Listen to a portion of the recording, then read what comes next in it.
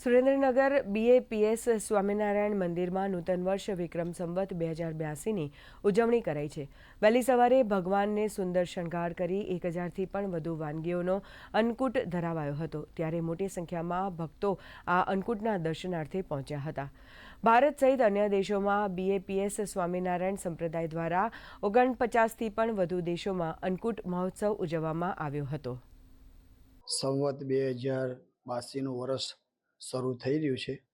આજે અદ્ભુત સ્વામિનારાયણ ભગવાન, અક્ષર પુરુષોત્તમ મહારાજ અને ઘનશ્યામ મહારાજ આગળ સર્વે હરિભક્તોએ પોતાની ભાવથી એ ભોજન જે પોતે બનાવી 1000થી વધારે એ આ વાનગીનો અંકુટ ભગવાન આગળ ધરાયો છે। નવું વર્ષ બધા માટે સુખદાયી નીવડે, બધા હરિભક્તો તને મને ધને સુખી થાય, સુરેન્દ્રનગરની ભાવિ જનતા એ પણ સર્વ પ્રકારે સુખી થાય એવી વિશેષ નવા વર્ષમાં પ્રાર્થના કરીએ છીએ।